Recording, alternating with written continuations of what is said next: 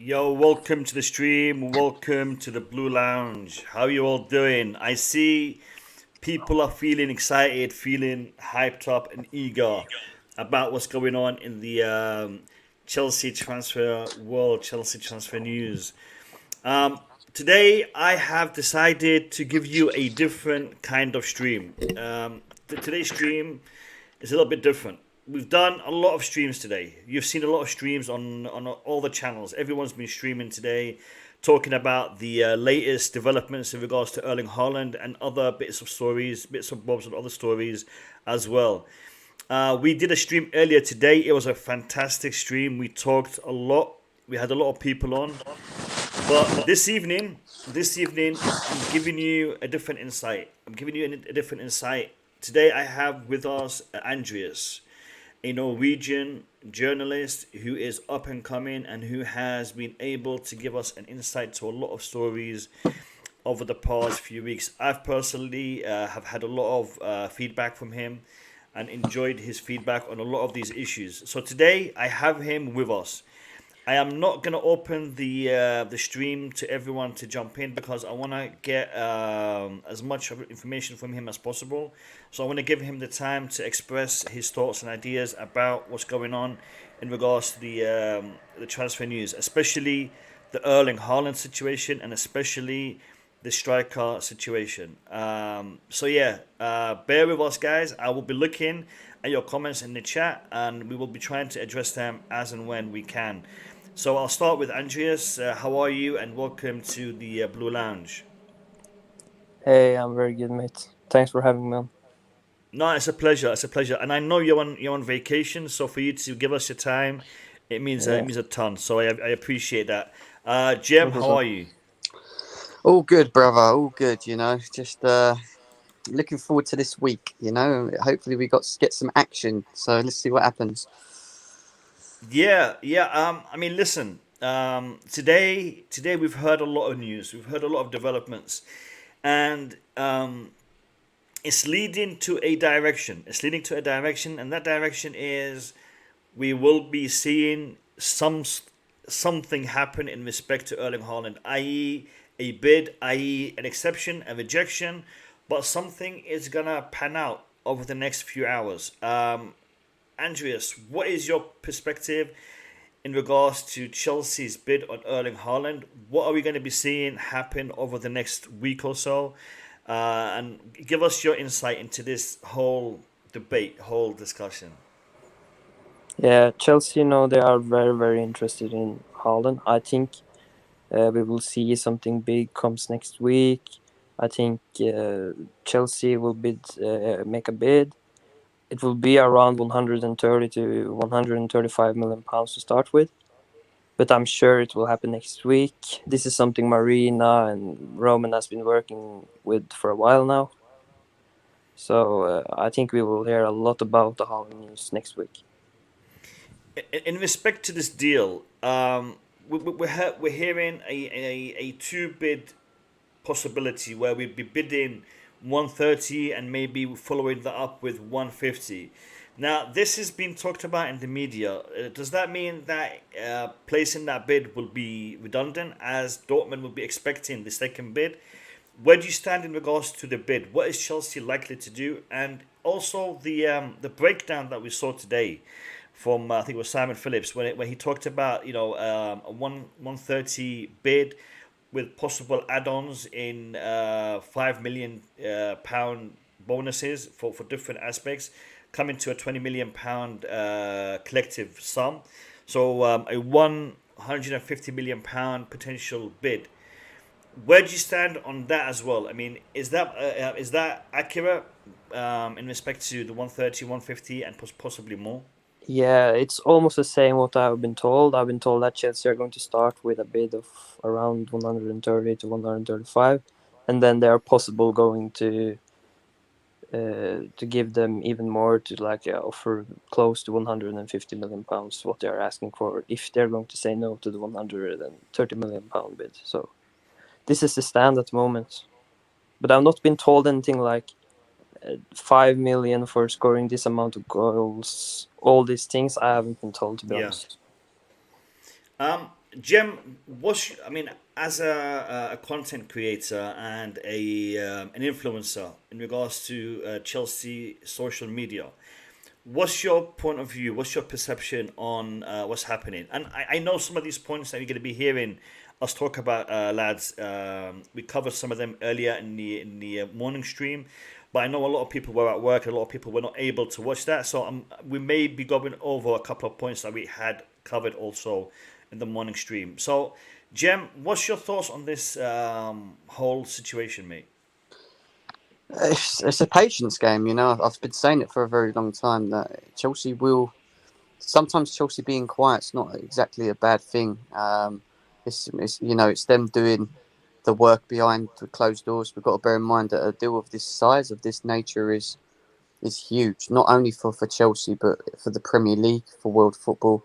It's something it's not something that can be done overnight. And from what I've seen on social media for the last couple of weeks, I see a lot of Chelsea fans being very impatient about or moaning about Marina in terms of how she's doing things, or the lack of knowing, if that makes sense, more than anything. And people just need to understand that these things don't happen overnight. And it's going to be interesting.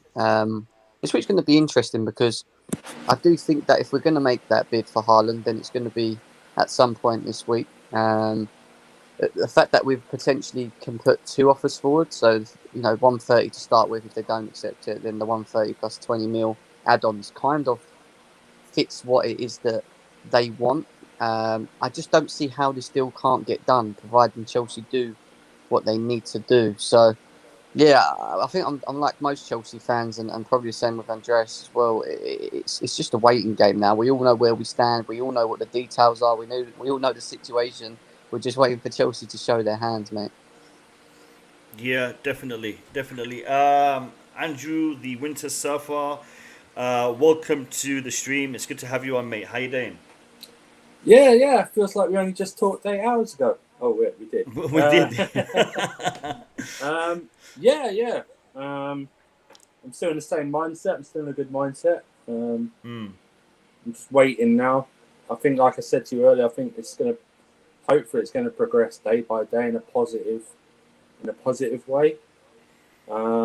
Maybe we'll hear something big tomorrow. You know, it is start of the week and everything. Yep. Monday off. I think we're all in the mindset we want to get this done, preferably before August. If I'm being honest with people, you know what I mean. Before, well in advance of the Super Cup, if you ask me. Just to get him in, get him acclimated, then unleash him essentially. So I'm hoping Unleash day the by beast, day. yeah. Yeah, unleash him. Just Unleash him. the beast. Just Yeah. unleash him. Yeah. Unleash him. Julius, for some reason you're not able to connect. Please try again. I think you might have to refresh, but try again. Would love to have your input onto the stream. Listen, the format of this debate, this stream today, it's an open one. Andrew, I think your fan might be affecting the mic. Yeah. You don't have to switch it off. You can just turn it. No, that's fine. I'll put another one up there. It's just the industrial one. So All right, see. I'm hearing it. I'm hearing it's like, yeah. So, the way this debate is going to go, or this discussion is going to go, it's open. I'm really happy that I have Andreas on, because Andreas can give us an insight to things that maybe we are not aware of. I know Andreas can share only certain things, but I'm sure he will share with us whatever he can. So use his presence to discuss the situation and try to get some insight. I mean, we all know what's been published. We all know what's been talked about. But there are certain things that are a little bit more, what's the word here? A bit more vague. For example, how much power does Marina Granovkaia have? Andreas, this is really directed at you, and if the other lads want to chip in, they can. But how much power does Marina Granovkaia have? How much power has Roman Abramovic given her in respect to making this deal happen? What's her flexibility? Is she tied down to a specific budget, a specific financial method? Because we've heard today that there may be an avenue for £40 million to be given to the agents outside of the actual transfer budget itself. So where do we stand in respect to this, Andreas? Can you give us a little bit more insight in regards to Marina Granovkaia and what she can and can't do on this deal? Yeah, Marina, she does what she wants. She is probably one of the most powerful women in the men's football, and she decides everything in which players Chelsea are going to go for. So in regards to this Haaland deal, she is the one that is pushing for this. Of course, Roman has told Marina that get this deal done, try to get this deal done, and they found out that this deal was probably not so easy, so they were a bit surprised. But she is probably the woman behind everything. She knows so much, and I think she may get this done really now. You said this deal might not be so easy. This might be a little bit hard. What factors? Just the fact that it's a huge deal.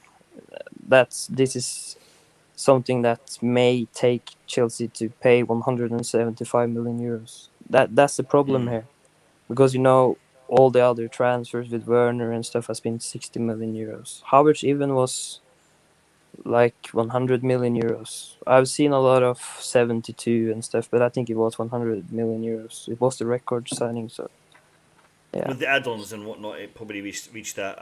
Yeah, Bobby that Smoke was what Signals. Fabrizio said also. Yeah. Bobby Smoke Signals, how are you? And welcome to the stream. Hey, Mo. I switched from Baggy to Mo. Yeah. I just thought, good evening, guys. Good evening. Yeah, my thoughts on this. The guy speaking before me, I'm not sure who that is. Andreas. Oh, Andreas, hi. He said that Marina does what she wants. Not sure about that. I think the Chelsea board, the Chelsea Football Club situation is a structure that goes through a pyramid, and at the very top is Abramovic. I don't think anybody within the arm of that structure can do what they want. That's what she wants. That's the point. I think she's there for negotiations. I think that's relatively her job, not to sort of select who we're going to go for and so on. I'm not sure she would be involved with that. As far as this deal is concerned, as we all keep saying, it's in progress. It is indeed a waiting game, and she would certainly be playing her part in the negotiations of the deal, in setting it up such that it fits in with the Chelsea model and that other players are catered for within our structure. That is a very difficult job in itself. It's a very complicated job in itself. And of course, we all know that she tries to get the best deal for the club, sometimes frustratingly so. But, she by and large, she's in a strong position. She does a good job, but she is answerable, probably directly to Abramovich himself, who won't take nonsense from anybody. Max, I think. Sorry, Max. Bobby. The question that was posed to Andreas was, how much room and how much flexibility has she been given in regards to this Haaland deal? And I think when Andreas said she can do whatever she wants, he's referring to this specific deal rather than her role within the club. That is the point I think Andreas was trying to make in regards to she has a lot of mobility in what she can do in regards to striking this deal. And I don't want to put words in your mouth, Andreas. This is what I got from you. Yeah, it was true what you said. Yeah, thank you for that. I mean, I just jumped on, so Andreas, I apologize if I misunderstood No, it's okay. a lot of what you were saying. I think yet again, even within the deal itself, she has flexibility to a limit. She's there to negotiate, and she will be allowed to negotiate as much as as much as is reasonably possible. But if Roman wants the deal and your negotiations make us lose the deal, just as an example, he's not going to be happy, is he? So she's got a fine line to walk. She has flexibility. Yes, she will go in. She will set up terms. I believe she's an intelligent woman. So I still don't think, just like any one of us that work within a structure, there are lines of responsibility, and she's responsible to her superiors within the club. Agreed. I wanna ask in regards to the alternatives. Should this deal not pan out? Because we're wishful thinking, we're gonna make that offer, they're gonna accept it, happy days. Should this deal not pan out, the alternatives: Lukaku, Lewandowski, Griezmann. There's been a few names mentioned. From your standpoint, Andreas, who do you see being the most likely one that will go for, and how much are we prepared to pay for that option? Yeah, Chelsea want Lukaku the most of the second target. While all this Haaland things and stuff has been going on, Chelsea have been working behind the scenes with the Lukaku deal as well. I know that Inter stand is like they don't want to sell.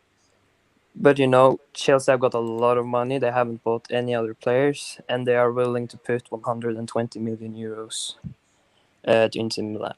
So it's a possibility with Lukaku still, because I can't really see Inter Milan say no to an offer of that amount. So they are talking with Lukaku. They're going to give some huge wages to him. I've just been told by some great Italian journalists.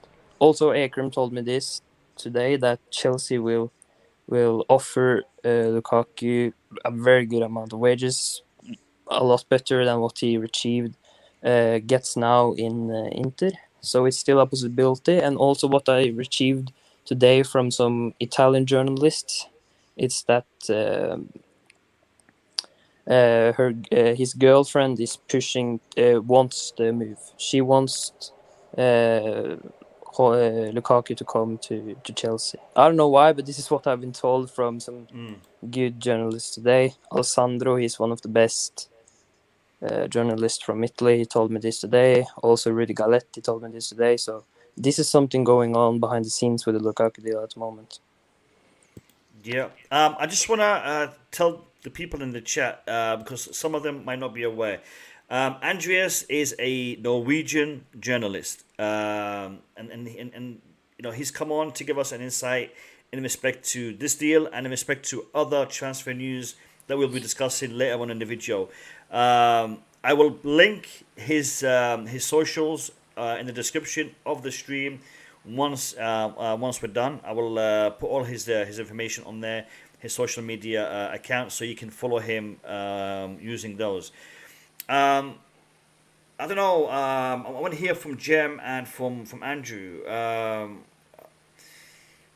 What's your expectations here, lads? Are you expecting this Erling Haaland deal to go through this week? Are we going to see Lukaku, a surprise bid made for Lukaku? Because apparently there is talks that the Lukaku deal is not that far-fetched, because the Erling Haaland thing is a little bit difficult, apparently. So, we're all positive about, Erling Haaland deal coming through and going through. But if it doesn't happen, how far and how much negotiations do we need to do for the Lukaku deal? Or have we already started that? So, your points of view on this, lads? Do you want to go, Jim? Go on. Go. Right. I'll go after. Okay. I think to people said this morning or this afternoon, it's like if I want us to be working on both deals, if that makes sense. In terms of if the Haaland deal goes down and we bid and they reject the 130 plus the 20 million add-ons, then I want us the next phone call, want us straight onto Inter Milan and putting down the 120 million euros.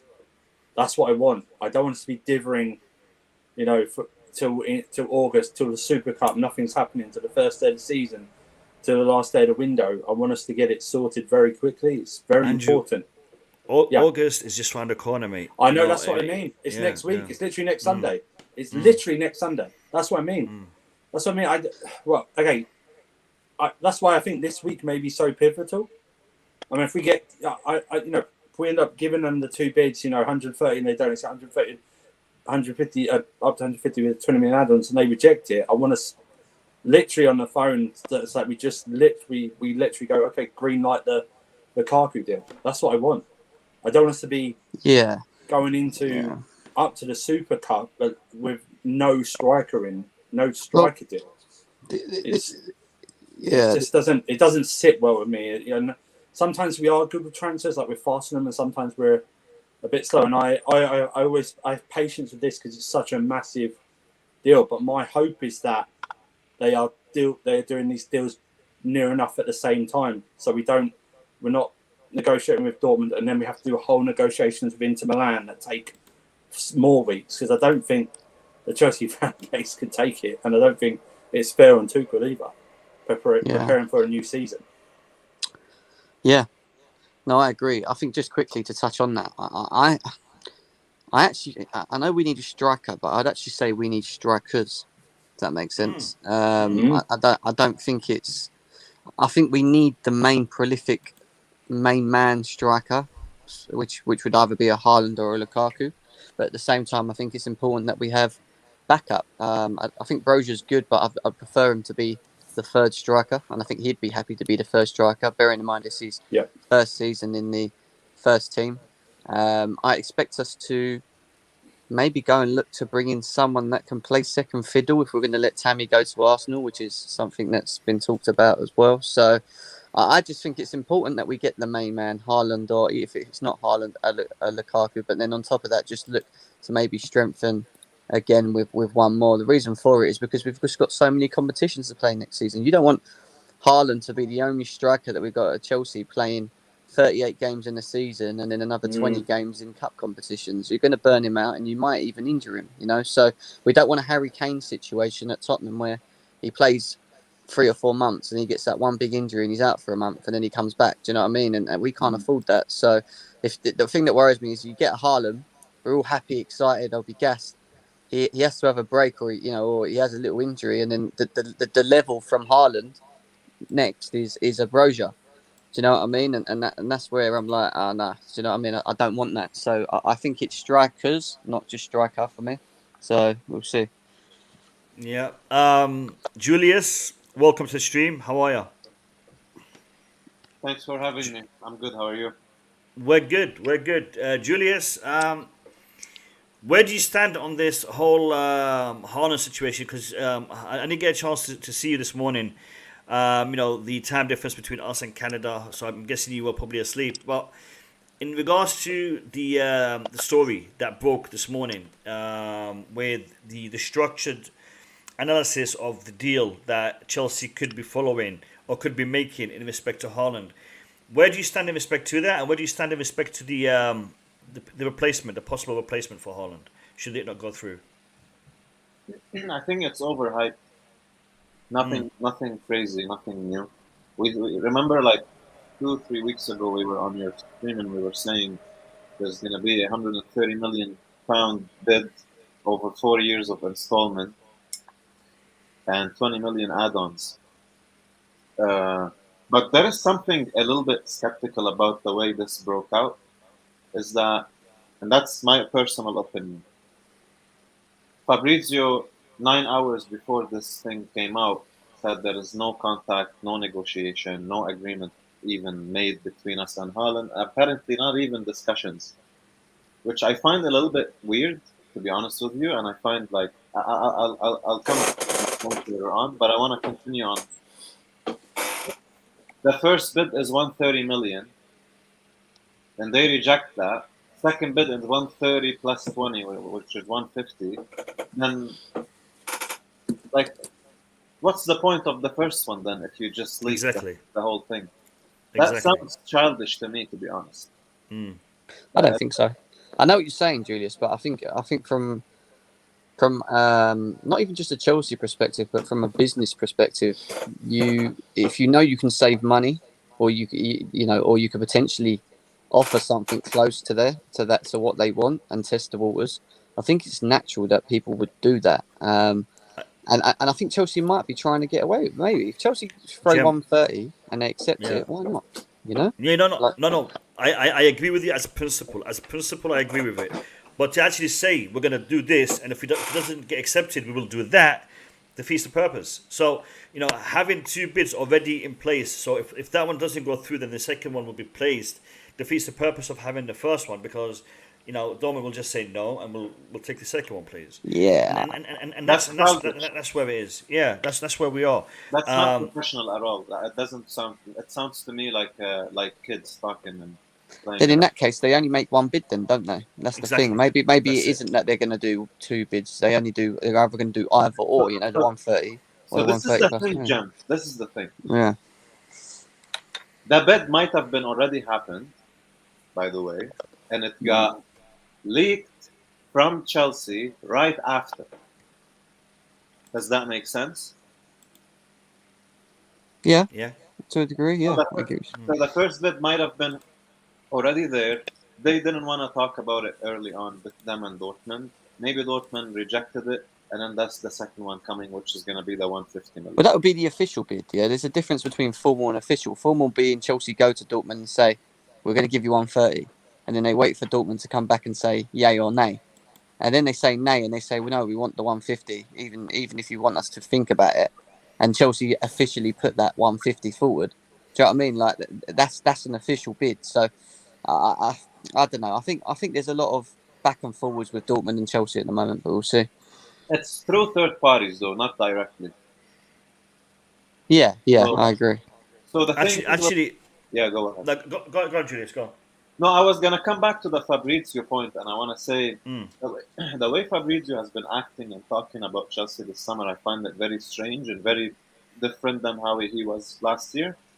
And it does seem that he actually does have no clue on the Chelsea side. He have no clue. He doesn't have any contact or any insight because Yeah, that's true. Sorry? That's true. Yeah. Go on, Andreas, carry on. He's just talking about, Dortmund's standpoint in this thing all the time. He hasn't said anything about what Chelsea wants in this thing. He hasn't told us they want to do this. He's just said that Chelsea are interested in the player, and that's all. That's just everything information he has put out there. That's it. So I don't think Fabrizio has really the great connection with the Chelsea side of things on this, because he's just telling us the Dortmund stance, that Dortmund does not want to sell, and that's it. That's the only thing he's recycling and telling us all the time. It's nothing new. We have been told this for weeks, and it doesn't matter what Dortmund wants in this thing, because if Chelsea put that 150 million pound bid, I think it will be accepted. So I don't know why he's just talking about Dortmund's standpoint over and over again, and he has never told anything about what Chelsea are going to do. And how can he be so sure that Haaland will stay at Dortmund when he doesn't know about Chelsea will make any bid? He doesn't know how much Chelsea want this player. So how can he then predict and say that he thinks that Haaland will stay in Dortmund? I don't understand that either. Andreas, is it fair to say that the only people who have access to this information is people who are connected to the Dortmund camp and connected to the Haaland camp, because everybody else who's linked to Chelsea doesn't seem to be talking? Yeah, that's the thing, but it's just the people connected to Chelsea that actually are positive about this deal. If you see Simon Phillips, he has been quite optimistic. If you've seen Kevin Palmer, he's been quite optimistic. If you have seen Simon Johnson, he's quite optimistic. But if you then see, maybe Jan, he has been like, okay. But then if you see like Fabrizio, Christian Falk, everyone close to the Dortmund camp, they're saying, nah, it won't happen. It's a war. basically between the Chelsea side journalists. Yeah, The it is. journalists that are close to Chelsea and the journalists that are close to Dortmund. But this is normal. This happens all the time because what I've been, for example, with the Ziyech thing now, I've been told that Hakim Ziyech stays 100% at Chelsea. But now I've been in contact with some really good Italian journalists. He's telling me that he's going to post some really good stories about Hakim Ziyech potential move to AC Milan tomorrow because he's one of the very linked journalists with AC Milan. He's like Nicola Shira's left hand or something like this. He is so connected to them. So this is like this in everything. All like you can see it's war even against the Chelsea journalists and the AC Milan journalists in this Ziyech saga. Because what I've been told, Ziyech is staying. But he is saying that Hakim Ziyech is AC Milan's number one target this summer. So I find it quite funny, this whole thing, really, with the Haaland thing. What is the information that you have? Sorry, Bobby. What is the information that you have in respect to Hakim Ziyech and his position in respect to moving or staying? Because from what I understand and from what I've seen, he's quite happy at Chelsea. He is happy to stay at Chelsea for sure, and Chelsea wants to keep him. Also, Thomas Tuchel is very, very happy with Hakim Ziyech, and he wants to keep him. But it seems like that at the moment, AC Milan, they're very, very keen on signing him. But I can't say too much about this AC Milan thing yet, because tomorrow it's going to be some news about the Hakim Ziyech story that's probably going to break through. So, but this is from AC Milan's standpoint. Again, Chelsea's standpoint is that he's staying 100%. And I've seen some things like that Chelsea are going to accepting the 40 million euros for Hakim Ziyech. This is not true. If Chelsea are going to sell Hakim Ziyech this summer, they're demanding at least 60 to 70 million.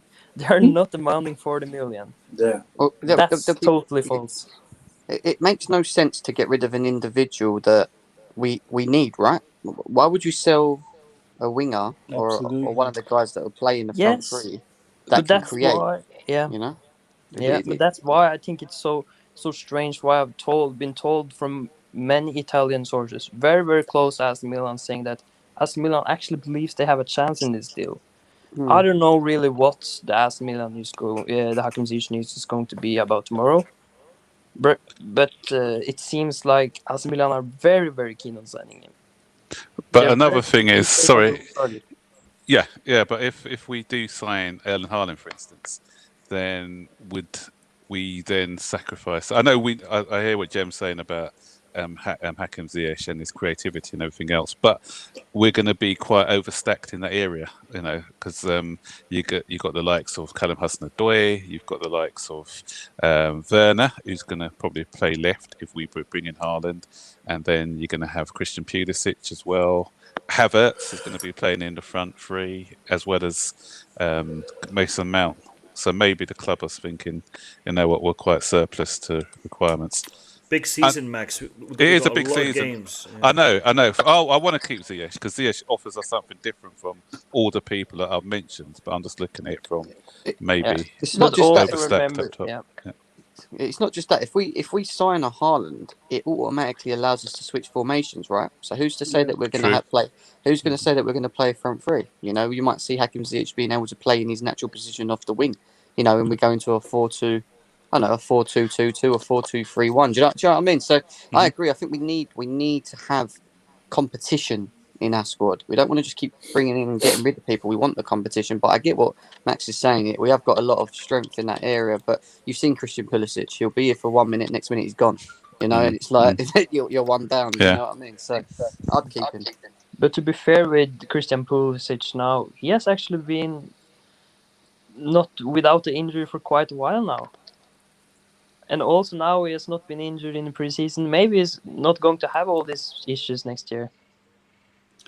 Well, long may that continue, but injuries are part and parcel of the squad, and it is going to happen, whether we sort of legislate for it or not.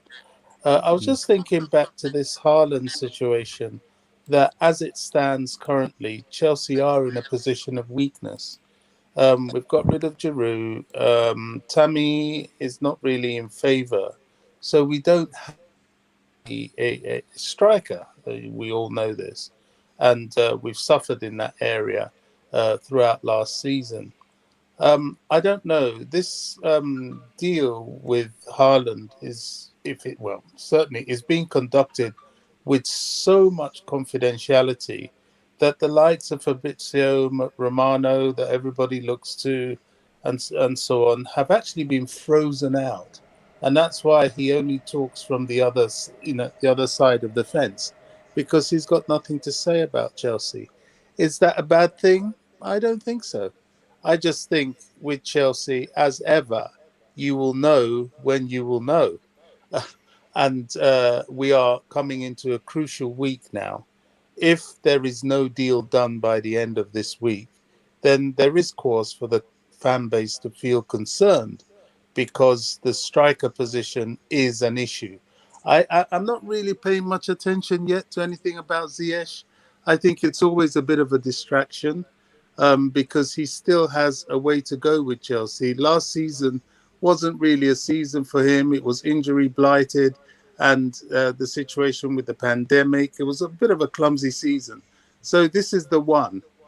He looks happy. AC Milan can want what they want. You don't always get what you want. So it's, and I don't know if they even have the money to get what they want. But I don't know. I have reservations about that. Although I'm a huge fan of you, Andreas. I always follow you. I'm following you on Twitter, and I totally hear what you're saying. But there's going to be, I think he's just as staying. ever. I think he's staying. Just to clarify that, I think he's staying. Yeah, I'm just just telling as what ever. the Italian sources are telling me. It's very good sources, really. Daniel Lungu, these type of sources are telling me, and they're really tier one from Italy. So that's why I'm telling you. Yeah. Sure. So what about? I'm not sure if you guys have addressed the Lukaku situation, because I just joined the stream, but because I know that Morata's come out and said he's definitely not for sale. That came out in the last couple of hours, wasn't it? So I'm not sure, that option's closed, or whether it's just a case of him just saying something and then. Yeah, I think the Lukaku situation is still quite flexible, and I think Andreas can give us a little bit more on that. Andreas, if the Haaland deal doesn't go through, Lukaku will. Yeah, it's a chance. Again, it will be very, very hard, because again, Inter Milan's standpoint now is that they want to keep Lukaku. But the thing is here that Chelsea have a lot of money, and they really want to strike it this summer. They're going to give Lukaku a lot with wages and everything like this. And also, I think they're going to put a lot of money on the table. So it's actually a possibility, and you have to remember. Andreas, your audio is getting low. So Okay. yeah, Is it better now? Yeah, it's better. We all need to remember that Fabrizio Romano is again talking about Inter Milan's standpoint in this Lukaku thing. And of course, they want him to stay, of course. But don't you guys remember what happened when Griezmann said he was going to stay at Atletico Madrid 100%? They said. But then the money came on the table and everything changed. And that's a possibility here. Because of the amount of Chelsea are talking about the Haaland thing, if they cut a little bit of this, that's still a lot. They're willing to put 120 million euros for Lukaku. I can't see them say no to that. I just can't see it. It's just too much money to an Italian club that are not in the best financial position to just turn down. I just can't see it. Yeah, and that was a similar thing last year, wasn't it, with the Havertz deal, when the club was saying, no, we're not selling, and it was just a sort of a ploy, because in the end we did end up getting our man, didn't we? Yeah. From Bayer Leverkusen. Yeah, I think it's like we said earlier. It's like, I don't think Dortmund keeps saying we're planning for last season. Same with Leverkusen, because they didn't expect us to put the money down. They didn't expect us to make the bid, so they can come out and say all they want. They're preparing him for the season.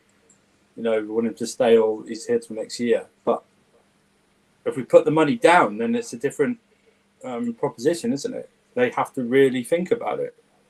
You know what I mean? They weren't, like I said, I don't think they ever expected us to get this far with this, and in terms of putting the money down. So now they have to really think about it, because you can say what you want when there's no bid, or sorry, no official bid, but no discussions, because you can go, he's not he's staying with us all the time. You know, stay with us next season, because we know you're not going to put the funds down. Wham! There's 130 million. Now what do you say? And it's like, they're going to have to really think about it, aren't they? And then if we come back and go 130 million plus 20 million add-ons, and like I said earlier to you, barring any injuries, the appearance and goal, if it is the appearances 5 million, goals 5 million, that's another 10 million you can probably guarantee. It's just the other 10 million you can't with the Champions League and the Premier League yet. So it's like, are we ever going to see money like this again for one player? I think, Andrew, the crucial aspect is also the release clause, Yes. which is apparently 80 million euros, not 75. It's it's closer gone to up. 80. No, apparently that's what it is. Yeah, But the consensus was 75. You know, by the press, but apparently it's closer to 80 million. But even 80 million euros, okay, is not. Still about it's a lot 70 less. million pounds, isn't it? It's a lot less than what Chelsea are offering. Chelsea are offering 130 million pounds. That's almost sterling. double, isn't it? Exactly. So, you know, they're looking at having him going for 80 million euros in 12 months, or getting twice as much for him now.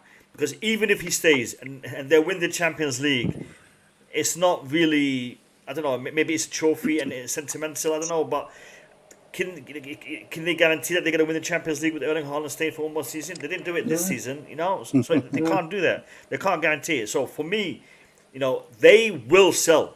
If Chelsea put that bid on the table, Borussia Dortmund will accept that offer.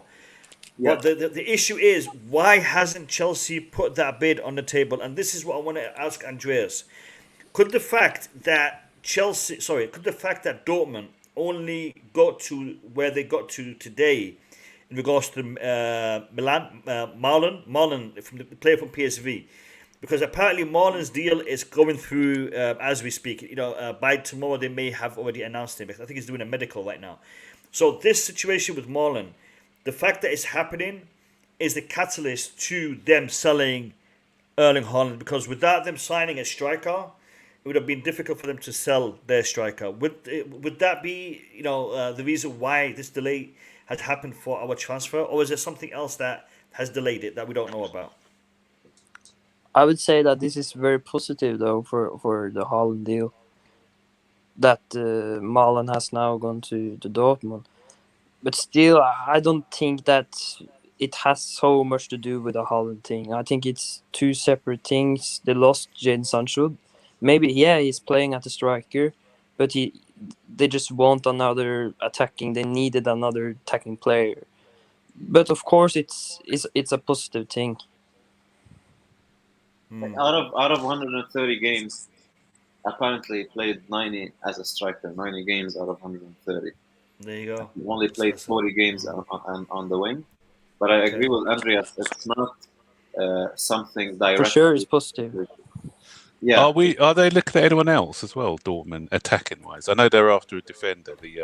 Is it Demal, the Inter Milan guy? But attacking wise, do we know them looking for another player? I don't think it's a lot of going on in attacking things for Dortmund, except the Malm deal now, to be honest. They could have some targets that they're probably waiting until to see what happens with the Haaland deal, because they still need to invest that money they make off of Haaland. And Dortmund is buying targets that are very easy to get done. It's not like if Chelsea get Haaland, they will buy another Haaland. They will go for a lot less profile of players. So it will not be that big of an issue. Yeah. And we've got to remember that kid's coming. Is it that 17-year-old guy who made his debut? They got high hopes for him as well, haven't they? That striker. Can't remember his name offhand. But he made his debut in the Champions League. No. He plays for Dortmund at the moment. He made his Champions League debut this season. He's 16 or 17 striker, and they got a lot of high hopes on with him. I'm not. Yes, I struggle to, when we talk about Lukaku and alternatives. For some reason, this deal is such that I even struggle to think of an alternative.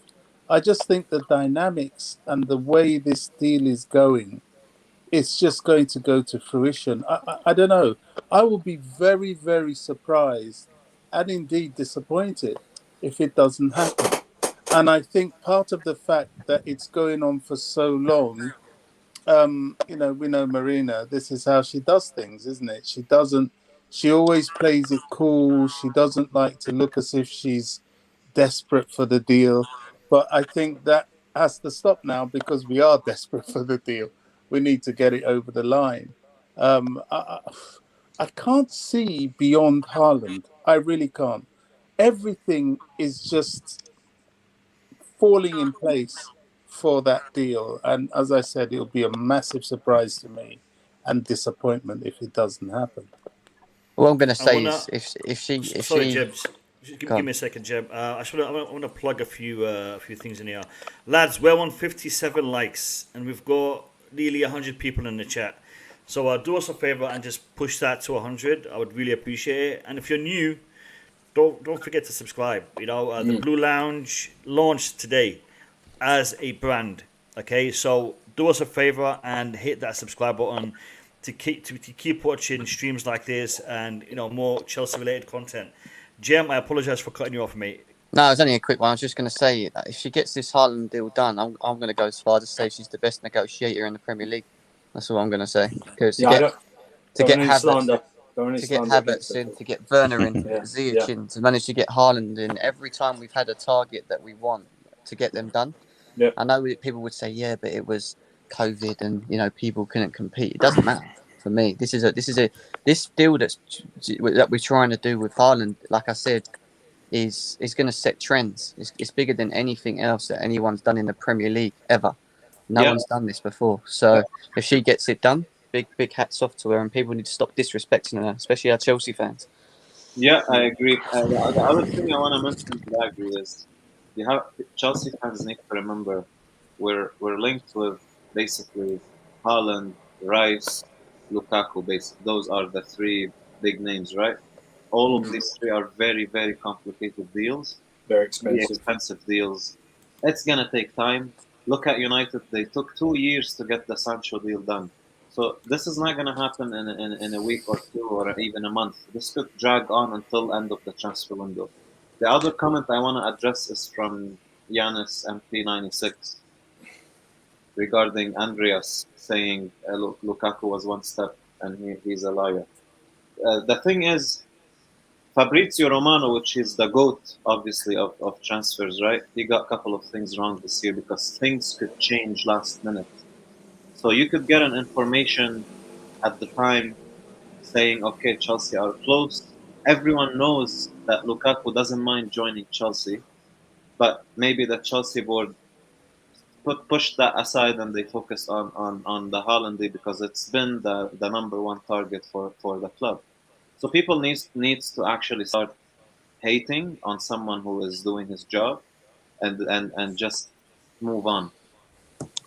Yeah, can I just go back to the player that I was referring to? Max, just give me 1 second. Okay. Just give me 1 second. Don't lose your train of thought. Yep. Just give me a second. Regarding Andreas and regarding every person who I invite onto the Blue Lounge, listen. Everyone is here to give their opinion, to give the information that they have. No one is forcing anyone to be here, and no one is forcing you to be watching the Blue Lounge. What we are offering is opinion. Okay, no one is stating facts. Okay, the information that we have today, this is the facts that we're dealing with today. Tomorrow it might all change. Next week it might all change. I have videos that if you go watch them now and clip them, you'll be like, he doesn't know what he's talking about because he was talking this last year, 6 months ago, last week. information changes.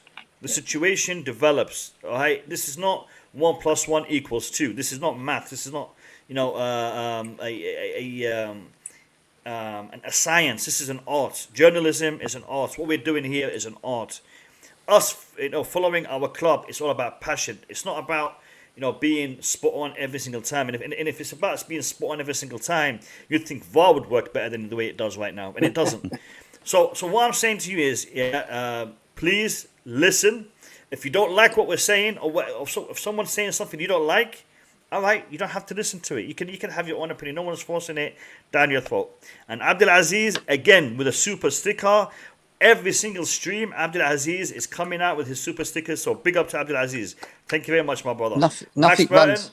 Nothing. Sorry, just before Max goes, nothing runs like going to McDonald's and getting a Happy Meal. Yeah, like it's not as easy as that. You can't just go into a drive-thru for a Happy Meal. Yeah, it's not how life works. Toys all the time. You know what I mean?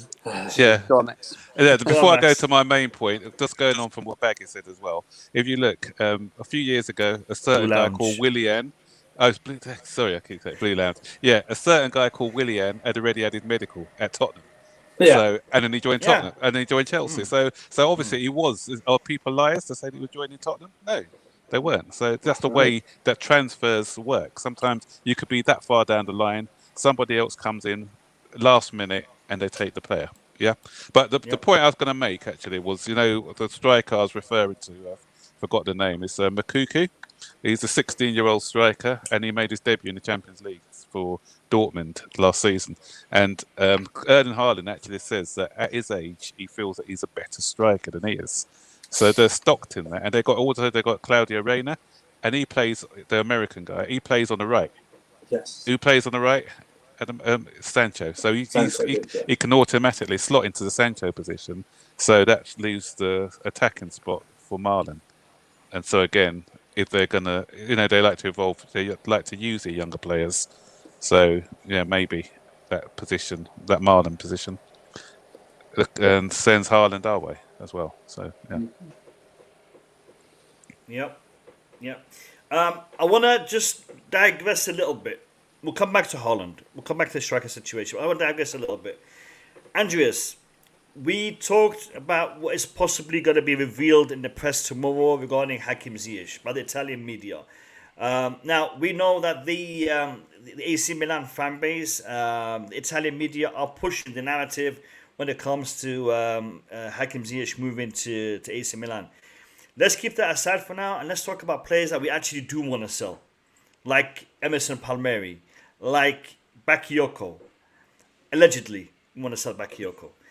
So where are we in regards to Bakayoko and Emerson Palmieri being sold? And is there any other sales that could be on the way in regards to Chelsea? Because we have made a lot of sales so far. Is there more coming?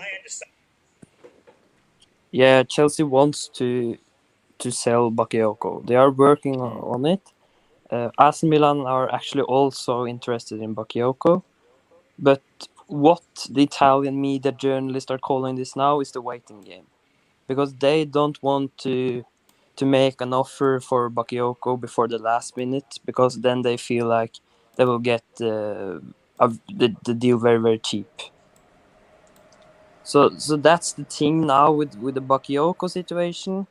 With Emerson, Napoli are very, very interested. Chelsea are demanding 20 million euros for him. And Napoli has actually made an offer of around 10 million euros for some days ago. That's too little. But now I think Napoli feels a bit confident that they maybe can find an agreement on the Emerson deal for around 15 million euros. And Emerson really wants to join Napoli. His agent is pushing for the move. And then you also have Zappacosta, which Inter Milan are interested in signing. Chelsea are demanding 10 million euros for him. Still, Inter Milan wants him for cheaper. They said first, we will only give you 5 million euros for him, but Chelsea will not accept an offer for 5 million euros. So probably they're going to find an agreement in something between that. We don't know that yet, but that's the situation with those players. Also, Barkley, they are on the list. They are open to listening to offers for Ruben Loftus-Cheek. Is it any Okay. more other players? Ruben Loftus-Cheek is interesting. Chelsea are open to selling him. I mean, because I'm hearing Not open that to sell, but Barkley. open to listening to offers, I would say. Okay, and Barkley the same because Newcastle are after him, aren't they? Barkley, yeah, I'm I hearing heard, yeah. Gallagher Yeah, they want to and, sell and Barkley Barkley. if they get a good offer for him. There's a bit of a difference between Loftus-Cheek and Barkley, because if they could choose keeping one of them, they would, of course, choose keeping Ruben. So they're open to keeping one. So we're likely to see only Yeah. one of them sold. Is that how it's looking? Yeah, at the moment, it's looking like this. Okay. Let's get back to the striker situation. We talked about Lukaku. What about Lewandowski? Is there a chance that he might be a player we're looking at, or is that just talk? He is a real target. That's has been confirmed by everyone. I think even Christian Falk accepted that defeat. So there are interest there, but still it will be so difficult. Only a crazy bid for a 32 years old would allow this to happen, but I can't see that deal happening. Yeah, that's a strange one, because for me it doesn't fit Chelsea's policy, because obviously we got Thiago Silva. It's on a free, but it's all that 1 year contract thing that we offer players over 30. So if we're going to be spending 50 million on them, Yeah, but I then think you're they're going to be opening to give him a 3-year contract, because okay. he has that level in him still. He scored 41 goals last year. And also Lewandowski, at the moment, we have such a problem to score the goals. If you compare how many goals Timo Werner scored in the Premier League, he scored 6, and you compare that to 41 for Lewandowski, I think even the Chelsea board understand that they might just don't think about his age, just to bring in these goals for maybe a success in the league and something like this. Yeah, because he's still world class, isn't he? At the end of the day, Yeah. And he's someone who relies more on movement than pace. So that's yeah. He's so clinical. That's the thing. He's so clinical. Okay, so what's the timeline? I'm gonna put you under the spot, Andreas. What's the timeline for Erling Haaland? What can we expect to see in a negative way or positive way? I mean, if this happens, it's not gonna happen. If this happens, it will happen. And in hours, days, whatever. Give us a timeline if you can. I think it can happen. If this deal happen, it has to happen soon. Not next week. I think next week we will hear more about the bid, accepting bid, declining bid, everything like this. But then maybe 1 to 2 weeks after this, I expect this deal to get done. And in how long? Sorry, I didn't catch that. In 1 week? Yeah, not 1 week. I think 3 weeks, 2 to 3 weeks. 2 weeks maybe. So we're gonna push it close. We're gonna push it close to the deadline day. Yeah, because it will be so hard. Next week I think we will have more answers about the bid. That's the thing. And maybe the week after that, maybe 2 weeks then.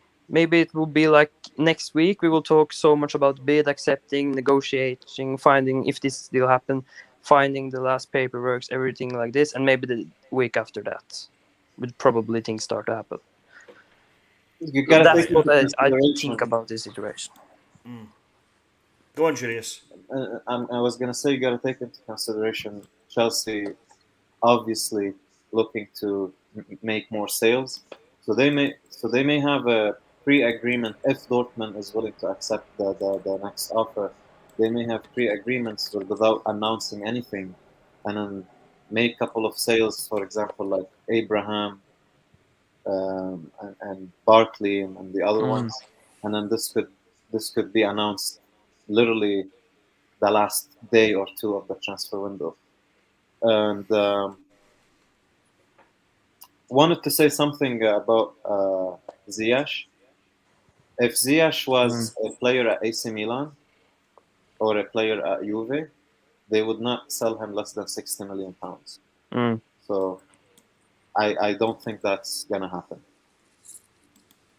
Yeah, that's the thing. And if Chelsea didn't pay like so much money for Werner, Havertz, and all this player last year, I think we would actually have rated Ziyech a lot more. I think we would have looked at Ziyech as a world class player, because what he did for Ajax was really just huge. And I actually was surprised when Chelsea bought Ziyech for just 40 million. It was so cheap for such a good talent. So I was a bit surprised for that. Yeah, no, I think we got a bargain when it came to Ziyech, and I think Ziyech has got a brilliant season ahead of him. I have a lot of faith in the lad, and I think this season coming, we're going to see some great stuff from Ziyech, as well as Havertz, as well as the rest of the boys. This season, with the fans in the stadium, with the relaxation of lockdown and social distancing and whatnot, the players are going to be feeling a little bit more closer to the norm. And I think we'll see them performing to the standards that we saw them perform before they came to Chelsea, before the pandemic. Alex CFC, welcome to the stream, my man. Yo, what are you saying, guys? All good? Good. Yeah, We're good. thank you. We're good. Good. Alex, your thoughts, mate? Let us know. I don't know, man. I just popped in, and I just want to say I'm excited for this. I'm just excited for the season to start. I can't wait, because I'm actually excited to see other players in the league, also the new players. But with the whole Haaland situation, man, like, if Chelsea's thinking of doing this bid, just do the bid tomorrow. Like, just do it and see what happens. Because if we keep just waiting and trying to prepare, and then we get, I don't know, what is it now? Almost the end of July, we have a month left. These deals take ages, so get your bid in, quickly, so then you can then negotiate, and you have enough time to negotiate until the end of the deadline. So it's just the next week or so, they're gonna have to bid. Like, they can't not bid until they need to bid before the league starts, at least. So then, I want to see Erling Haaland come in and play some of these preseason matches.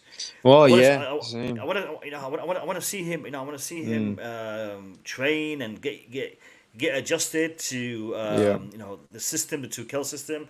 I think Haaland wouldn't have a big problem adjusting, and purely because there's a lot of Germans in the team, and there's a lot of Bundesliga influence on Chelsea Football Club today. With a German. Oh, by the way, congratulations to Tuchel for being voted the German Manager of the Year. So that's a big achievement for the man. For him to do that away from his country and to win the Champions League with Chelsea, brilliant. So congratulations to Tuchel. And going back, we have Rudiger, German, Havertz, Timo Werner, Pulisic, Bundesliga player. There is an influence when it comes to that, and I think Haaland coming in, he would slot in quite well and be able to adjust quite well. I do have a concern in regards to him. He might struggle a little bit to he won't hit the ground running, but. That being said, the earlier he comes in, the earlier he will adjust. And we have a lot that we're playing for this season. And I want to see him in as soon as possible. And to be honest, go on, Alex, sorry, Bag. Like, and also we've got actually a tough start to the season, and I don't know what Chelsea have been doing, because we're gonna definitely have these players maybe by the time by the end of August, which I think we would have played Liverpool and Man City already. Like, we have, I think, top 6. We have the first 5 games. We have at least top or at least 2-3 teams in the top 6. So don't forget the first fixture, Villarreal, the first competitive fixture. Yeah. Also, like, it's just like, I don't know. Our team, look, do I believe in our team? Yes, we're still good enough, but it's just like, get these players in the squad, because I know it's going to be a long. It's going to be a long journey to get these type of players. They're not easy deals, but at the same time, like, bids, just test the waters and do it now, because we keep hearing rumors every day, but nothing has happened yet, and it's just like, it's a bit worrying that we're going to get like 2-3 weeks before They've got the 2 weeks to deadline. get it. Alex, That's what I'm saying. Alex, That's what I'm they've- saying they've- because I'm they've nervous, man. They've got 2 Yeah. weeks to get this done for me, and I agree They with what have Baggy to. says. You've got to get this. You've got They Tuchel. have to get done. Forget Chelsea right now. Tuchel is going to want Haaland in sooner rather than later. He's going to want him to have a little bit of a pre-season Yeah, but mix with the players before It's not going to happen in 2 weeks. That's the problem. That's the problem I'm saying. So Why not? I just don't. But why? I just But don't why see though? it, man. Why not? Yeah, but why though? It's- Why? Andreas, tell us, why isn't it happening, man? I'm putting you under the spot. Tell me, why isn't it happening so quickly? What's the delay? If, in your opinion, Andreas, what is the reason for this delay? In your opinion? It's been the talk with the player and making sure that Haaland is open to this move, because they wouldn't try so hard if Haaland didn't want this move. So this is what they have tried to find out for a long time. And also, it's so hard to negotiate with Dortmund directly, so they have to talk with the media, like use formals and stuff to find out what Dortmund wants. So they have used a long time to find it out what Yeah, but Dortmund why though? wants to sell him. Andreas, why? You see, the thing is this: we know from last season, at least this is what was reported. I mean, it could be wrong, but what was reported last season is Frank Lampard was contacting the man them at Leverkusen. Petr Cech was contacting. Antonio Rudiger was contacting, and then Marina was contacting. Today, we're not even hearing about anybody contacting. We're hearing We are actually. Tor Andre Flo apparently has had some conversations with him. Apparently. Well, apparently You know, 4 I months don't know. before. Jan also had yeah. some conversations. I've heard. Yeah. I'm Yeah, going to go, guys. See you in a bit, Andrew. See you later. Thanks for Cheers, having me on, mate. Andrew, Cheers, thank you Appreciate for it, jumping on, man. Appreciate you. Thank you very much. No, thanks for Thank you very inviting me much. on. Appreciate it. Thanks for inviting me on. Cheers, Cheers, brother. mate. Cheers, Guys. brother. Thank you. Tory Andrew Flo and all of this other talk, it hasn't materialized into anything, because everything that we were seeing last season with Leverkusen, and I know it's different, the scenario is different, but what I'm trying to say is this: we knew things were happening, we knew steps were being taken. Today we don't know, what's happening. Apart from, I mean, forget. I don't know. Forget you. You know, the people on the panel here don't know. Fabrizio Romano doesn't know. That's a big one. Fabrizio Romano doesn't know. I Fabrizio told Romano you- knows. I No, told Fabrizio you, Romano I knows. told you a couple of times ago, Baggy, that nobody knows anything. It's from the Chelsea side, nobody knows anything. But And that has been the case since the rumor came out that Marina had a breakout with Fabrizio Romano. They're not in a good relationship. And notice Fabrizio Yes. haven't tweeted about Chelsea on Twitter at all. All the information we get from him is through interviews on YouTube or on his podcast. So Chelsea have probably since last summer worked so hard to kind of cut off every source of leak that is coming out of the club to the journalists, and that's why I we don't agree. know anything from our side. I Yeah. agree. Totally That's true. why it's different, Baggy, Mo. That's why it's different. You know, this time they don't want leaks coming out that so and so has spoken to so and so, and they just want it completely confidential. That has always been the way Chelsea want to do deals, and that's certainly what's happening with this deal. In But fact, how can we really know though? That's the only worrying part. Like, how can we know what? How can we know that really they're doing the business behind closed Alex, doors? how- We don't. We won't how- know.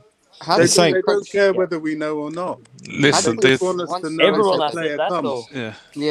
Yeah, how did we approach the Havertz deal last season when we signed him? Because for me, it has the same stench of it, and we had the same issue with Chelsea fans saying, "What are we doing? Where are we at with this? Why it's just becoming talk? We ain't doing anything." That's because we didn't. It was only because Chelsea didn't want us to know what not just us, but anyone to know what they were doing. I I guess. actually think in this situation, right? I honestly think we're past personal terms. I think we're past agent fees. I think I agree. I think we're well past all that. Yeah, I just think it is the bid, and once the bid is activated and Dortmund hopefully accept it, I think you'll see things turn around quicker than people think. I know you guys think it might take Alright. 2-3 weeks Alright. to come Jim. along. I don't think so. I don't think No. it works like that. Jim, check this out. In 3 days from now, we're hearing Haaland is going to have his medical at Chelsea. Could that be the scenario we're in? Yes. Because No. I'd love that. I'd love that. Do you know why? Because what we're saying here right now is leading to that. What we're saying here right now is leading to that, because we don't know. We're assuming this, we're assuming that, and I agree with Jem 100%. I agree with Jem 100% that we're past all of these stages, because the information that we have in front of us suggests that all these things have been talked about and have been agreed. Because for us to know, the contract is from, he's getting 100k right now. So he's getting 100k right now. He'll be getting 300k when it comes to Chelsea. We'll be paying 130 million, 5 million for appearances, goals. We don't really know that either, but that's what I'm saying. If that is true, then don't be surprised in 3-4 in a week's time. We're having this announcement that he's going to be having his medical. Don't expect the next breaking news to be a bid has been made. Expect the next breaking news will be Borussia Dortmund have accepted Chelsea's bid for X amount of money, because it's not that's what we are. unrealistic. Can I That's not address? unrealistic at all. Can I address Alex's situation? Because I think So what Alex was. just 1 second. Eric Blue, welcome to the stream, and feel free to jump in at any point in time. Max, Yeah, carry on. because I think what Alex was getting at is, how does people know so much information? Is that what you're? If I'm not Well, mistaken, it's Alex, just I'm just worried, right? That like it's either or. It's either like a lot of things are known, or a lot of things are not known, and it's just like, I guess, it's good that not a lot of people know. Maybe it's been done closed doors, but it could also be where maybe the deal hasn't really moved forward too much, and I don't know. It's what all I'm saying is that if we all know that Chelsea have the money, I know it's a big deal, but it's like, just bid the money. Like, what else are you waiting for? If we got all these personal terms done and everything, hopefully, I've been praying every single morning for the last week. So we wake up tomorrow morning and with the news, but just if everyone says that all the personal terms are agreed, then what are we waiting for? Just bids. Like, what wait? You're waiting for a club that said explicitly that they don't want to sell Haaland. It's not easy to get that done. Also, you have to put into consideration that from the financial side of the things, it's not like Jem said. It's not like going to McDonald's and buying it. No, definitely.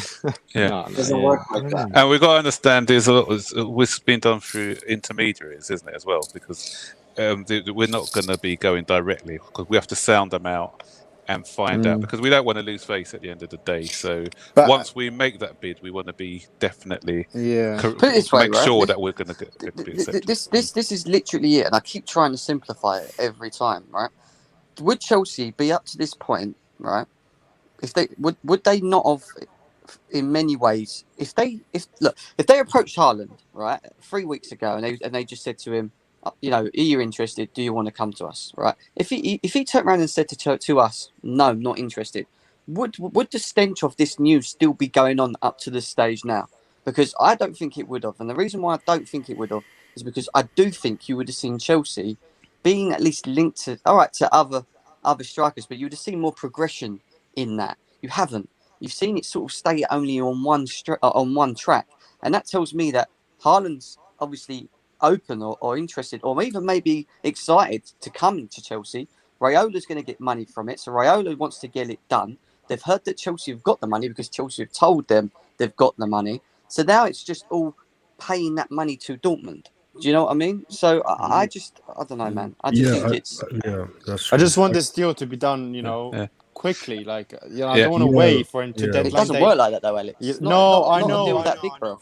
No, I know, but how long? For how long have we been talking about Haaland? Like, what, for 3-4 weeks? How long was we talking about Havertz? Talking about It's like, just, it hasn't even been as, you know, to be fair, it hasn't even been that long compared to the Havertz thing. Hey guys, I guess. Hi, Eric. Hi.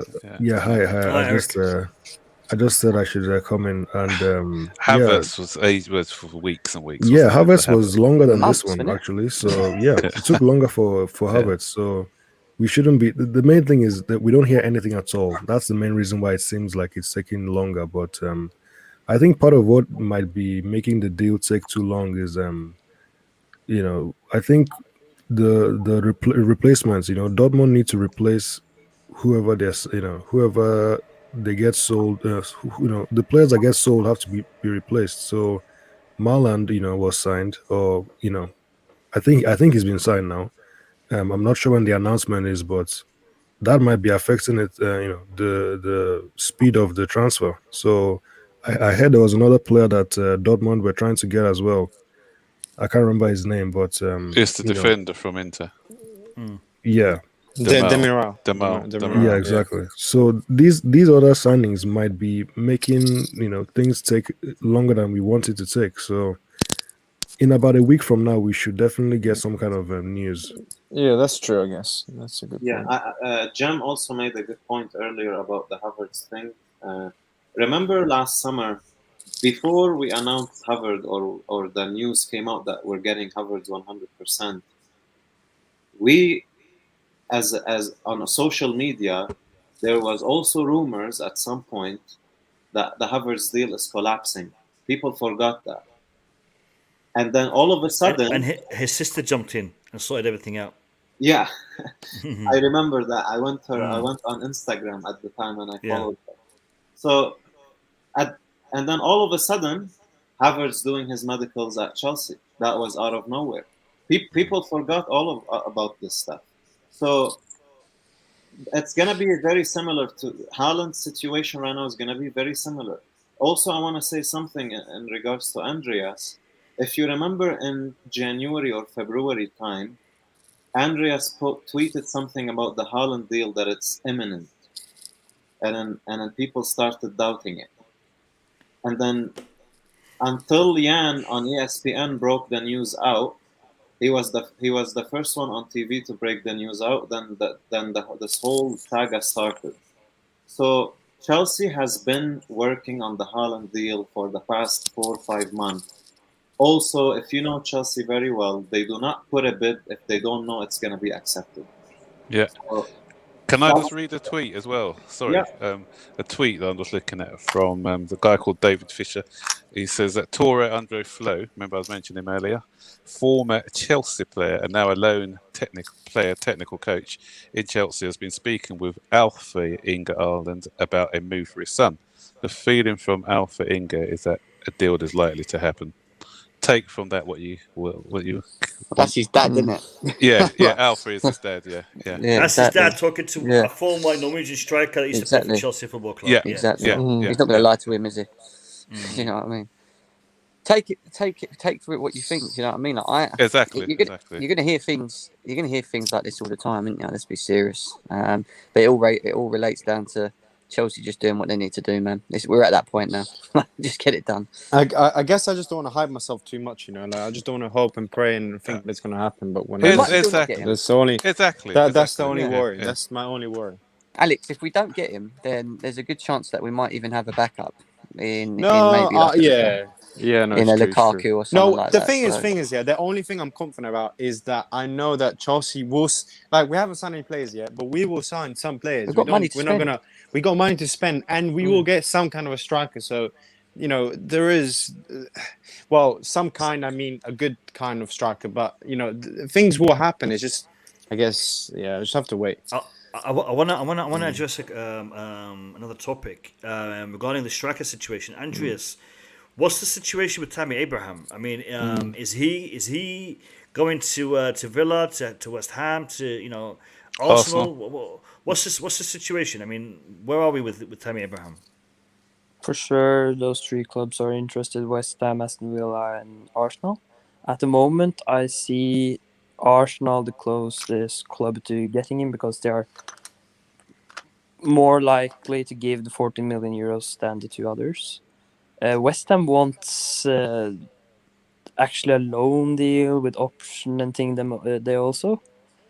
Aston Villa, I think that's still a chance, but I can't see that deal is not so likely anymore. I see more like it's now a fight between West Ham and Arsenal for the player, and Arsenal are leading the race. Is Personal Chelsea terms would not be an issue. Is Chelsea actively seeking him to be sold, or are they holding off until the Haaland situation is clear? I mean, they're holding him up to see if they can land a striker. They will not sell him before the Haaland deal is done. But of course, they need to start negotiating with Arsenal before that, because or they might not get him sold anyway. So they are negotiating while they are negotiating with Dortmund, just to get it done if they actually can get their hands on Haaland. I'm I just haven't. wondering if West Ham are interested in Tammy. Could he not be, and they're sort of struggling for money and talking about a loan? Could he not be part of a deal to bring Declan Rice over? Yes, that has been something that has been discussed between the clubs. The one problem with the move for Tammy Abraham to West Ham is his wages. As we remember, for a bit of time ago, when Chelsea were offering Tammy Abraham a new contract, he was turning it down because he wanted close amount of money for the same money from what Hudson-Odoi is earning. Yeah, so that's an issue. That's an issue with the West Ham deal. That's why I can see it's a lot more likely for Tammy to go to Arsenal, because they are offering him £125,000 a week, but the two other clubs, I can't see them put a great contract like that like this on the offer. They're not like at the same stage in the financial stages like Arsenal as a football club. I wanna talk a little bit about the DM and the centre back situation, but before I do that, lads, we're on 87 likes in the stream. Push it to 100. 13 more likes. I want 13 more likes. Let's get the stream to 100, and let's get to 7,000 subscribers, lads. Come on. There's 114 people in the stream. Let's get close to that 7,000 subscriber mark today. Come on. If you haven't subscribed, click it. I have a message for Tammy Abraham because he may be watching the Blue Lounge. So, okay. He's so young to join the Chelsea retirement home. I don't know why he wants to go to come on, you still have so much games under your belt. Come on, man. Wait until you're 32, 33. Then go to Arsenal. Then go to Arsenal. No, it's true. But the thing is this. The way he sees it, he's got the Champions League. He knows he's not going to win it with Arsenal, but he's got it already. So if he goes to Arsenal, maybe he gets an FA Cup. Maybe he gets a Community Shield, after that, and that'll be. And then the Conference League the year after. Yeah, maybe. Conference League. Now, Andreas, listen. We've had a big debate in the Chelsea community regarding Declan Rice and whether he's worth it. Whether Chelsea will have to pay X amount of money. Where is Chelsea in regards to their pursuit of a DM?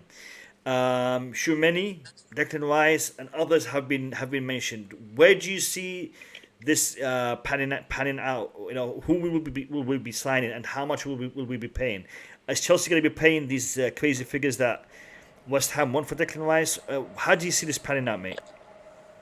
Yeah, first of all, DM is the second option after the second priority after the striker situation.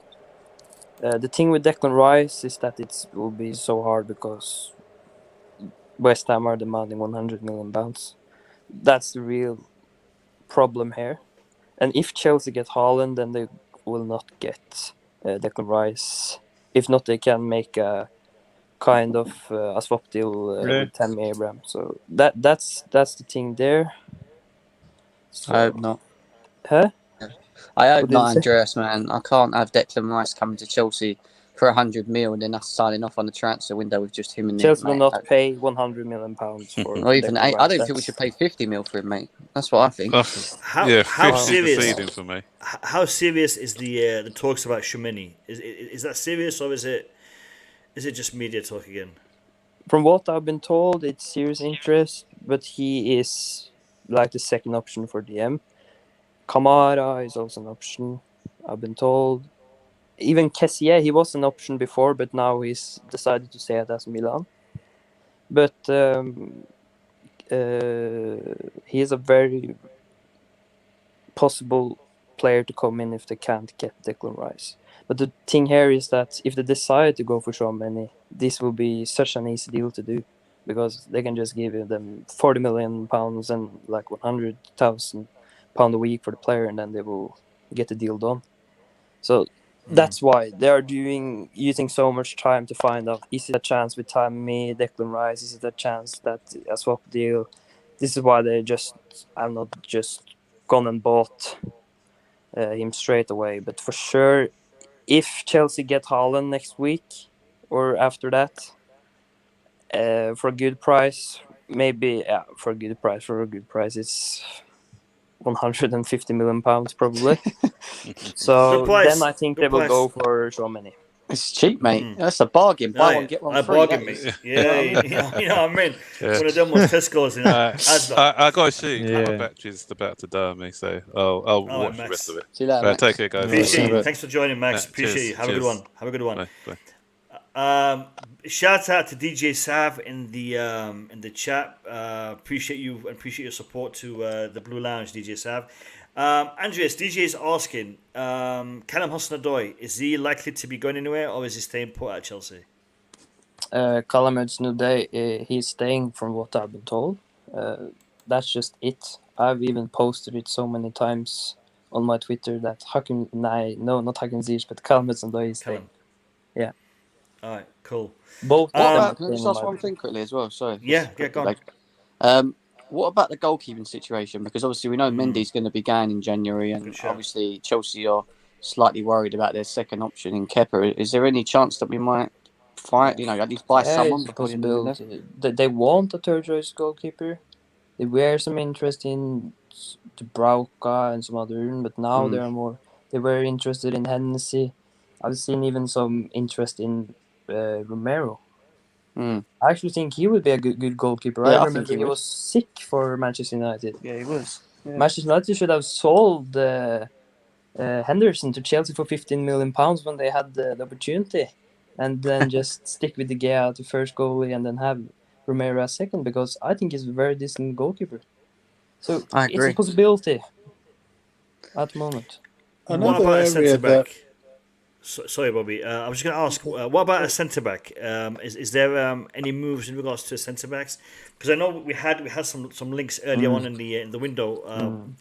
Where are we now? Yeah, it is not looking very likely for Chelsea to bring in a centre back in this window.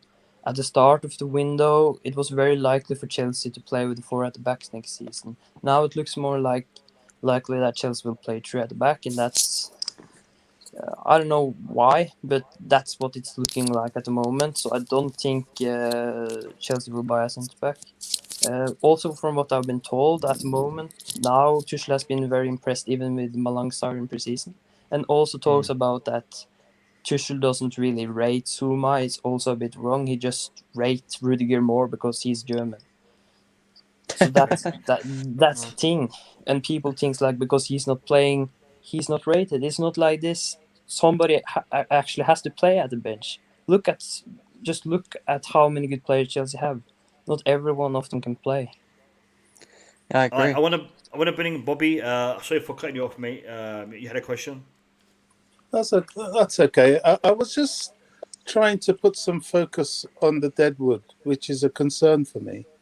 I think, we talk a lot about, players that are, A-list players for us, really. The Ziyech of this world and so on, players that we don't really want to get rid of. But there are a battery of players at Chelsea we are desperate to get rid of. But it seems clear that everybody knows that and nobody wants them. Is there anything that we're planning to do about this? I mean, we've got people like Abraham and Drinkwater. Of course, we know Bakayoko, Miazga, even Barkley. It's Zappacosta. I mean, Kennedy. Kennedy, I don't know. I think something's going to...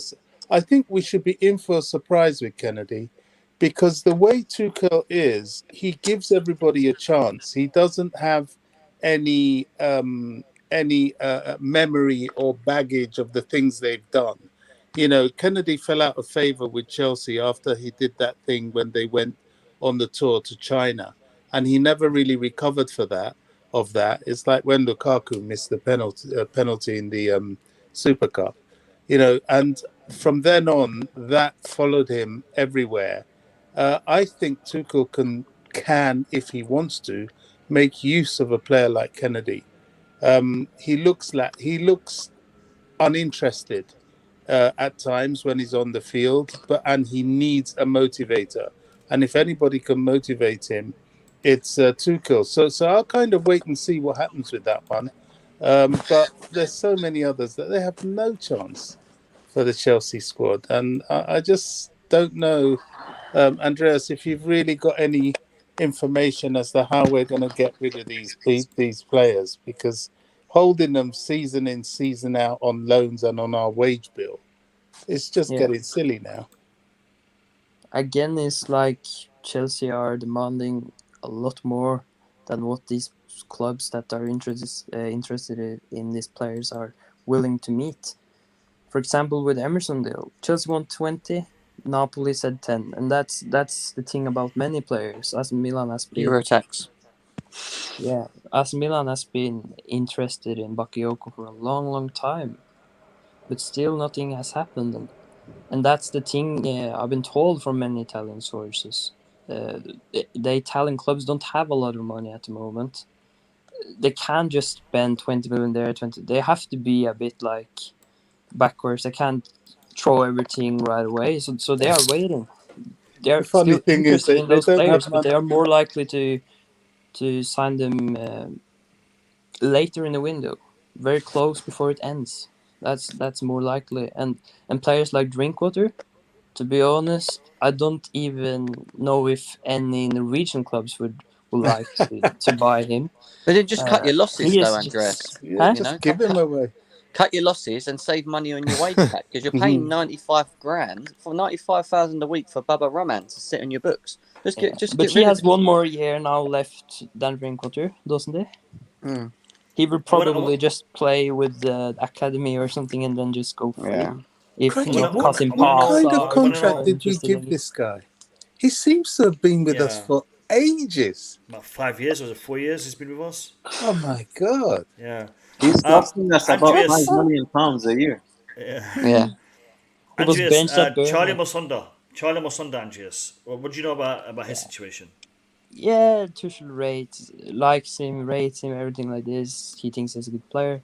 But still, I can't see him have so much to play next season because Apparently he's maybe I got will have a COVID. chance. Yeah, he just got COVID as well, and that also really did not help him, to be honest. That did even the situation more worse for him. So I can't see Musonda. There's nothing right now. No clubs are interested. So it's not like...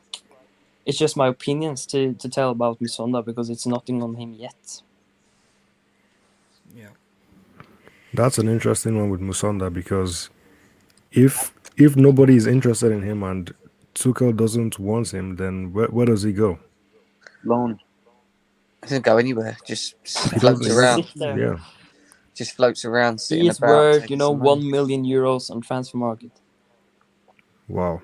That's nothing. That's the same amount of players are worth here in our league. This is like the amount of players are worth here. Why don't we just send them to Vitesse? That club that we send all our players why to. not? Just like offload them over. Probably maybe a club like this are interested in Musonda. But I've not been told anything about Musonda at this point. Only the thing is like Tuchel thinks he has been good so far in pre-season, but now he's got COVID, so that was bad for him. The fact that we haven't got rid of any of these deadwood, by now is a worry. We're talking about next week being crucial. Yeah, to that's true. Haaland. I think next week is also crucial to turf out some of these players. It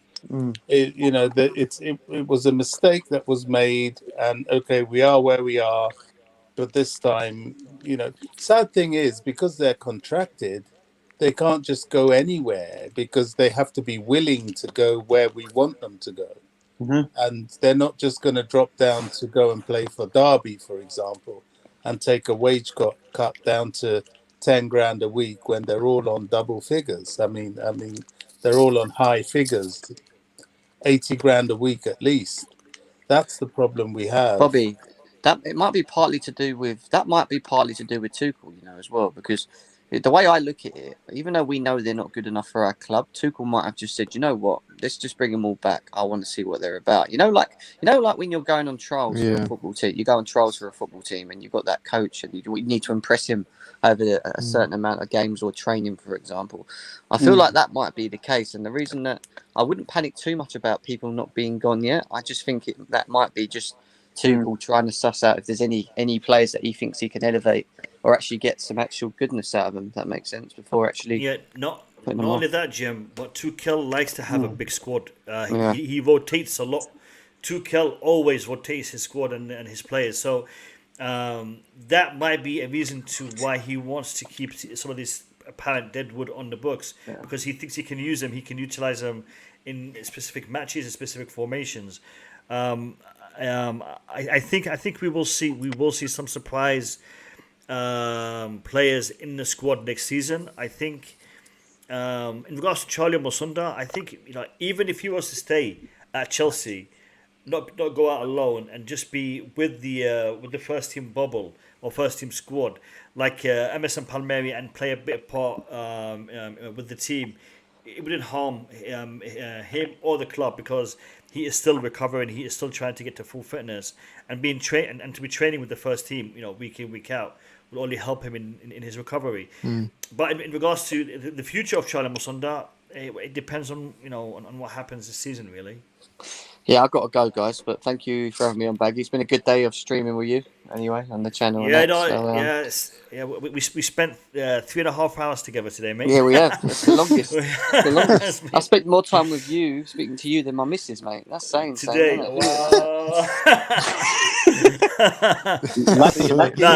Lucky you. Yeah. No. I apologize. I apologize to the missus of every single person watching my stream today, because I've kept you a lot busy. I appreciate everyone for being here. Listen, I'm about to wrap up anyway, so I just want to give each one of you a couple of minutes for final thoughts, and then we'll wrap up the stream. So, Jim, I'll let you go first, mate. Yeah, pretty much more what I said earlier. Just be patient. I do think it has to be that something has to materialize next week. Something has to happen more than what we're being fed, which is not good enough at the moment. So I'm expecting something. So just be patient. Progression will come, and then eventually you'll have a clearer image of hopefully where Chelsea are going or what Chelsea are looking at. Maybe we'll be surprised. Who knows? Maybe this whole Haaland thing might not be what we think it is, and something else out of the water might just pop out, and it might all happen and all so quickly. So just be open-minded, people. That's all I'm going to say to you. And yeah, hopefully we do end up getting Haaland, because he was the guy I've wanted since day dot. So yeah, we'll see. Yeah, big up, Jim. Thanks for joining, Jim, and we will talk later. Yeah, no worries, guys. Take care. Cheers, mate. Thank you. Cheers, Jim. Eric Blue, final thoughts, mate? Yeah, very similar with what Jem said. Haaland is like a fantasy signing. He's a signing you just dream about. You don't really expect it to happen. So the fact that we're even in this position in the first place is it's important. So we have to make the most of this opportunity, and we need to sign a player of this level, because it completely changes the landscape in so many ways, especially when you consider the price. It's huge, it's massive. So we have to get it done. I think we will eventually. I said it would take all the way. I said it would take the whole window. It would go all the way to the final day, but hopefully that doesn't happen. Hopefully we get him before that, and we can start preparing for I don't want to get ahead of myself, but we can start preparing to challenge for the league once again, because it's been a long time. So that's the plan, that's the hope, and that's what every Chelsea fan wants, I think. So yeah, we'll just keep waiting. Yeah, no, I concur. Patience is the key, and let's just try to get as much of that over the next few weeks Alex, what's your final thoughts, mate? Oh man, all I just have to say is that please Chelsea sign him. You know, please do your business, and because this guy, these type of players don't come around too much, and we have to just pay the money. Just get the deal over the line, and hopefully maybe tomorrow, during this week, hopefully more news comes out, more relevant, more important news. Just not just about Haaland, but also other news. And yeah, man, I'm excited for the start of the season and onwards and upwards. Yeah, no, definitely, and I think this will be a great way to start the season with us signing Erling Haaland. It will be a catalyst to hopefully a brilliant season. Yeah, but Baggy, and also imagine, with any great team, when you add even better players within a squad, it always elevates the other players. So if, let's say the likes of Werner, the likes of Mount, Pulisic, Callum Hudson-Odoi, Havertz, see another great player coming to the team, it's just going to elevate the squad more. So it's just we need to sign these big players because it's going to improve the players around them also. And we've got all the qualities to make Haaland an incredible striker. So we've got everything. We just need to get the deal over the line. That's all we have to do. Yeah, no, I agree. Fingers crossed. Julius, final thoughts, mate? I'm gonna say that this is a very complicated deal. It's gonna take until the last stages of the transfer window. But I wanna mention one thing though. The reason why we have a lot of Chelsea fans skeptical and rightfully so is because we've had before absolute stinkers of transfer windows and Yep. the previous. So I completely understand. I'm gonna hold back on my judgments on the board and how they fared that transfer window until the end, and then we'll see if we sign Haaland, amazing. If we don't sign Haaland, well, you will see what I'm gonna be saying. It's not gonna be nice. So I will welcome you back on this channel to talk about how the board flopped signing Erling Haaland. Yes. If God forbid, should that happen? Let's hope we don't have to do that. To do that. Bobby, final thoughts, man. Yeah, I'm inclined to agree with Julius again. To a point.